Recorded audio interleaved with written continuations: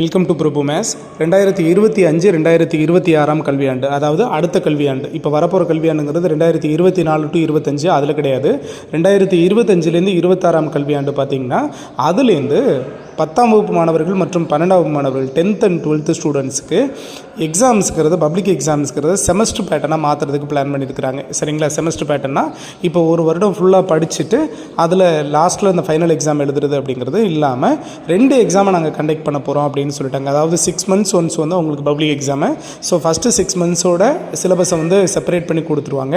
தென் அதை கம்ப்ளீட் பண்ணி எக்ஸாம்ஸை முடிச்சுட்டு செகண்ட் 6 monthsக்கான சிலபஸ் அதை ஃப்ரேம் பண்ணி அதை கம்ப்ளீட் பண்ணி கொடுத்து வருடத்துக்கு 2 முறை பப்ளிக் எக்ஸாம் முடிச்சுட்டு தென் நெக்ஸ்ட் பார்த்திங்கன்னா இந்த 2 முறையோ நம்ம எழுதி எடுத்த இந்த மார்க்கை கன்சால்டேட் பண்ணி உங்களுக்கு குமுலேட்டிவ் மார்க் ஸ்டேட்மெண்ட்டை உங்களுக்கு மார்க் ஷீட்டாக கொடுப்பாங்க. அதை வச்சு தான் நம்ம அட்மிஷன் ப்ராசஸ்க்கு கண்டினியூ பண்ணணும். ஓகேவா? இந்த மாதிரியான அப்டேட்டுக்கு கண்டினியூஸாக நம்ம சேனலை ஃபாலோ பண்ணிக்கோங்க. தேங்க்யூ.